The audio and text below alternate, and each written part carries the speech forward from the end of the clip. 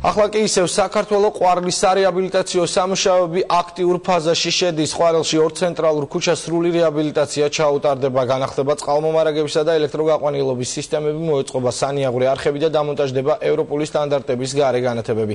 რეაბილიტაცია ჩაუტარდება გზის ცენტრალურ მონაკვეთსაც. სარეაბილიტაციო სამუშაოებს ადგილზე დღეს რეგიონული განვითარების მინისტრი და კახეთის გუბერნატორი დაესწრნენ.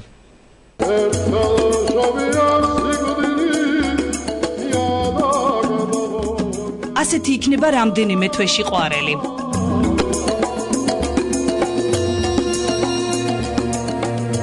სიგნალიზაცია ახლა უკვე ყვარელში. ქალაქის რეაბილიტაცია უკვე დაწყებულია. რეგიონალური განვითარების პროექტის ფარგლებში 2 ცენტრალური ქუჩის კუდიგორისა და ჭავჭავაძის ქუჩების რეაბილიტაცია იგეგმება. შეიცვლება წყალმომარაგების სისტემები და ელექტროგაყვანილობაც. მოეწყობა სანიაღვრე არხები, დამონტაჟდება ევროპული სტანდარტების გარე განათებები. ამ ქუჩებზე მოეწყობა ველობილიკებიც. რეაბილიტაცია ჩაუტარდება ყვარლის ცენტრში მდებარე ჭიშკრებსა და ღობეებს. მიმდინარე სარეაბილიტაციო სამუშაოები დღეს პრეზიდენტის რწმუნებულმა და ინფრასტრუქტურის მინისტრმა დაათვალიერეს.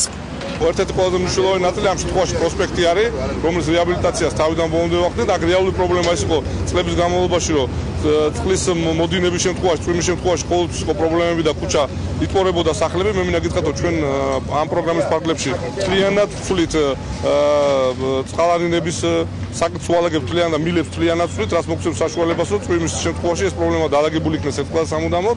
აი ესა ჭრილია. ყვარლის სრულ რეაბილიტაციას კახეთში რეგიონალური განვითარებისა და ინფრასტრუქტურის სამინისტრო, მუნიციპალური განვითარების ფონდი, საქართველოს მთავრობა და მსოფლიო ბანკი ერთობლივად ახორციელებს, რომლის მიხედვითაც იგეგმება ასევე ქალაქის ადმინისტრაციული შენობების რეაბილიტაციაც. პირველ რიგში ეს გამგეობის შენობა იქნება. შეიცვლება გარე ფასადები და კეთილმოეწყობა აღნიშნული შენობებისა და ციხე-გალავნის მიმდებარე ტერიტორიაზე არსებული სკვერები. პროექტის ფარგლებში უკვე დაიწყო 2 კილომეტრიანი სიგრძის საგზაო მონაკვეთის რეაბილიტაციაც. ამ წუთებში კი ილიას ტბასთან მისასვლელი საავტომობილო გზაზე სანიაღვრე არხებისა და ხელოვნური ნაგებობების მოწყობა მიმდინარეობს. თავად სავალ ნაწილზე კი ორფენიანი ასფალტ-ბეტონის საფარი დაიგება. ძალიან ცოტა ხანში ფელავთან ერთად ჩვენ კახეთში მივიღებთ კიდევ ერთ ულამაზეს ქალაქს, რაც ყველაზე მთავარია მუშაობის პროცესში დასაქმებულია არაერთი ადგილობრივი ადამიანი და შემდგომშიც რა თქმა უნდა ამ პროექტის განხორციელების შემდეგ იმატებს ტურისტების რიცხვს და ასევე არაერთი დამატებითი სამუშაო ადგილები შეიქმნება. პროექტი, რომელიც კახეთის ქალაქ ყვარლის რეაბილიტაციას გულისხმობს, ამ რეგიონში უმუშევრობის შემცირებას შეუწყობს ხელს. სარეაბილიტაციო სამუშაოებზე სხვადასხვა ეტაპზე აქ 1000-მდე ადამიანი დასაქმდება, რომელთა უმრავლესობა სწორედ ადგილობრივი იქნება.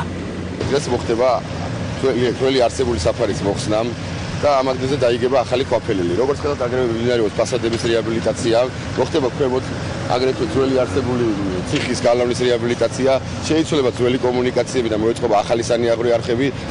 მასშტაბური სარეაბილიტაციო სამუშაოები კახეთში კიდევ ერთ ქალაქს შეცვლის. რეაბილიტირებული ინფრასტრუქტურა ყვარლის მოსახლეობის საცხოვრებელ პირობებს გააუმჯობესებს, ტურისტებს მოიზიდავს და ადგილობრივი მცირე ბიზნესის განვითარებასაც შეუწყობს ხელს.